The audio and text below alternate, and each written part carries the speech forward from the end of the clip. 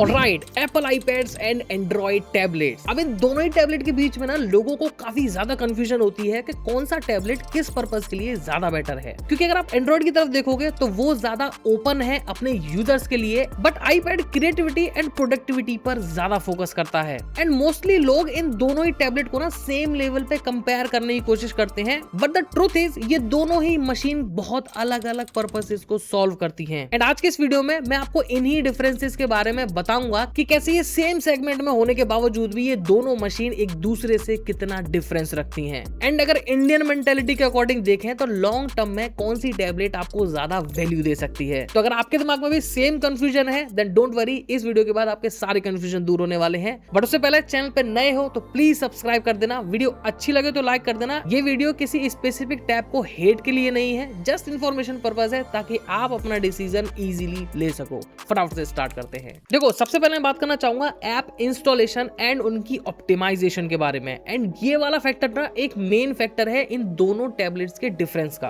तो अगर मैं सबसे पहले एंड्रॉइड की बात करूं तो एंड्रॉइड के अंदर ना आपको काफी ज्यादा ओपन एनवायरनमेंट मिलता है। मतलब अगर आपके एंड्रॉइड टैब के प्ले स्टोर में कोई भी ऐसी एप्लीकेशन है जो आपको यूज करनी है बट उसके प्ले स्टोर में नहीं है, तो आप उस ऐप को इजीली गूगल पे जाकर थर्ड पार्टी वेबसाइट से उनके एपीके डाउनलोड करके उनको इजीली इंस्टॉल कर सकते हो एंड अपना काम कंटिन्यू कर सकते हो। लेकिन आईपैड के अंदर ऐसा कोई भी ऑप्शन आपको देखने को नहीं मिलता।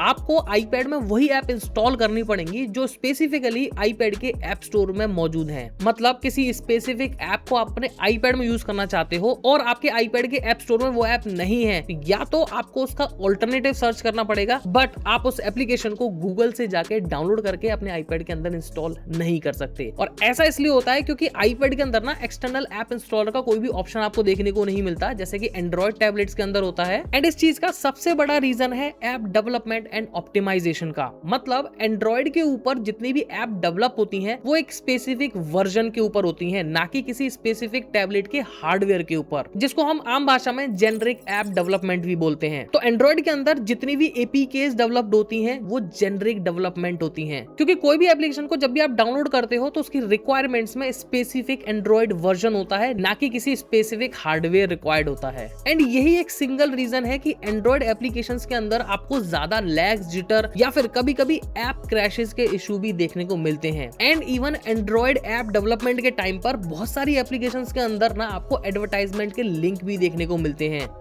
Just for the extra earning. तो उसकी वजह से भी आपका जो डेटा है वो लीकेज होने के या फिर वायरस आने के काफी ज्यादा चांसेस बढ़ जाते हैं। बट ये चीज आपको एप्पल के आईपैड्स में देखने को नहीं मिलती, क्योंकि जितनी भी आईपैड की एप्लीकेशन डेवलप होती हैं वो स्पेसिफिकली आईपैड ओएस एंड जिस हार्डवेयर में वो इंस्टॉल होने वाली है उस हार्डवेयर के अकॉर्डिंग भी ऑप्टिमाइज करी जाती है। मतलब ऐप डेवलपमेंट एप्पल का हार्डवेयर एंड एप्पल का सॉफ्टवेयर तीनों का कॉम्बिनेशन होता है। एंड इसी वजह से एंड्रॉइड की ऐप ज्यादा स्टेबल होती हैं, ज्यादा स्मूथ होती हैं। लैग, जिटर, क्रैशेस के इश्यूज सबसे कम आपको आईपैड में देखने को मिलते हैं। एंड हाँ, आईपैड के अंदर 99% एप्लीकेशन एड फ्री होती हैं। एंड यही एक रीजन है कि जितने भी क्रिएटर्स हैं एंड प्रोफेशनल्स हैं वो ज्यादातर एप्पल के प्रोडक्ट पर ज्यादा डिपेंडेंट होते हैं एज कम्पेयर टू आईपैड। और हाँ, मेरा भी एप्पल प्रोडक्ट्स को यूज करने का सेम यही रीजन है। ओके, अब बात करते हैं professional work flow, entertainment and modding के बारे में। तो देखो, professional and creative work flow की अगर हम बात करें तो आईपैड इसलिए सबसे ज्यादा आगे है क्योंकि अभी के टाइम पर आप अगर एंड्रॉइड के अंदर कोई भी स्पेसिफिक एप्लीकेशन देखोगे तो 40% एप्लीकेशन आपको ऐसा फील कराएंगी कि आप उन एप्लीकेशन का एक स्ट्रेच वर्जन यूज कर रहे हो। मतलब जैसा कि मैंने बताया कि वो स्पेसिफिकली एंड्रॉइड वर्जन के लिए डेवलप होती हैं, तो जो फोन की एप्लीकेशन होती हैं वही स्ट्रेच होकर आपको एंड्रॉइड टैबलेट के ऊपर दिखना स्टार्ट हो जाती हैं,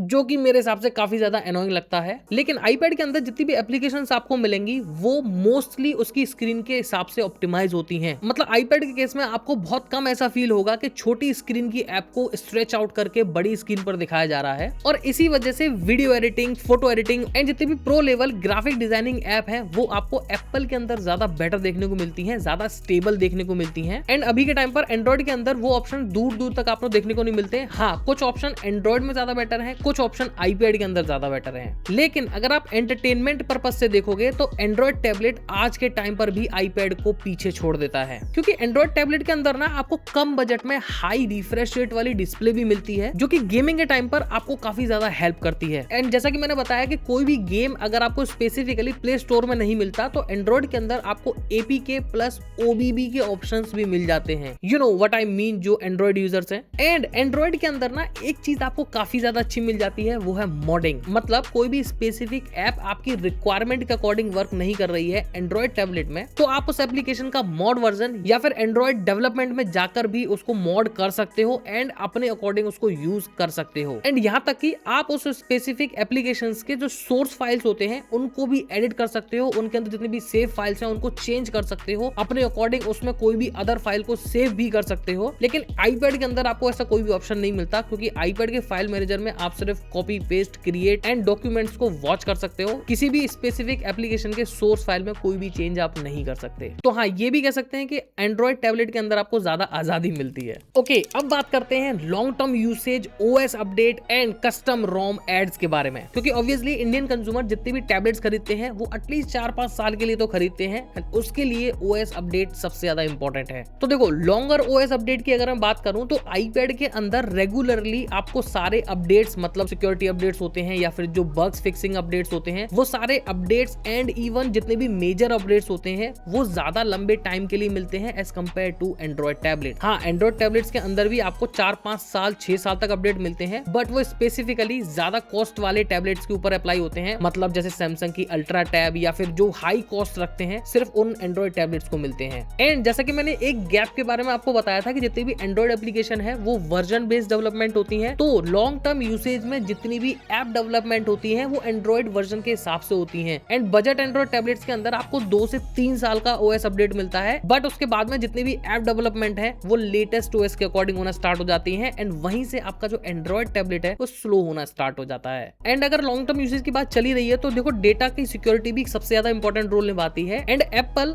स्पेशली अपने डिवाइसेस के अंदर सिक्योरिटी पर्पस के लिए एक स्पेशल चिप डालता है, जिसकी वजह से आपका जो डेटा है वो ज्यादा सिक्योर रहता है। एंड एंड्रॉइड के अंदर आपको ऐसी कोई भी सिक्योरिटी देखने को नहीं मिलती। हाँ, वो मिलती है, वो सॉफ्टवेयर बेस होती है, ना कि कोई हार्डवेयर बेस। एंड सॉफ्टवेयर को बाईपास करना डेवलपर्स के लिए so easy. And security purpose से एक चीज और आपको बता दूं, एप्पल iCloud के अंदर जो स्पेस हम लोगों को एलोकेट करता है उसके अंदर भी जो डेटा है वो एंड टू एंड एनक्रिप्टेड होता है। मतलब iCloud एंड आपके डिवाइस के बीच में कोई भी उस डेटा को रीड नहीं कर सकता, मतलब वो बाइनरी फॉर्म में होता है। तो अगर किसी ने उस डेटा को आपके आईपैड एंड क्लाउड के बीच में से फेच कर भी लिया तो भी वो उसको रीड नहीं कर पाएगा। एंड इसीलिए एप्पल प्रोडक्ट्स ज्यादा सेफ माने जाते हैं डेटा सिक्योरिटी के मामले में। एंड एंड्रॉइड सिक्योरिटी के बारे में तो देखो भाई, आपको बताने की जरूरत शायद नहीं है, क्योंकि बहुत से एंड्रॉइड फोन जब आप नए खरीदते हो तो उनके सेटअप करते वक्त ही उनके अंदर जो कस्टम OS होता है उसके अंदर आपको एड्स दिखना स्टार्ट हो जाते हैं। मतलब नॉर्मली आपका फोन लॉक्ड है लेकिन फिर भी आपको एड्स देखने को मिलते हैं। एंड इसी वजह से ज्यादा डेटा लीकेज की जो इश्यूज हैं वो एंड्रॉइड के साथ में आते हैं, ना कि एप्पल के साथ में। तो जितने भी क्रिएटर्स हैं, प्रोफेशनल्स हैं, उनकी जितने भी आईडीज हैं, बैंक डिटेल्स हैं, वो आपको एप्पल डिवाइसेस में लॉगिन सबसे ज्यादा मिलेंगी एज कम्पेयर टू एंड्रॉइड। हाँ, मतलब एंड्रॉइड में तो मिलेंगी ही नहीं। तो देखो, पूरी बहस होने के बाद में अगर मैं सिंगल वर्ड में आपको बताना चाहूं कि आपका मोटिव क्या है और उसके अकॉर्डिंग कौन सी टैबलेट आपको ज्यादा सूट करेगी आपके बजट के अकॉर्डिंग, तो देखो सिंपल चीज है, अगर आपका मेन फोकस है वो गेमिंग पर है,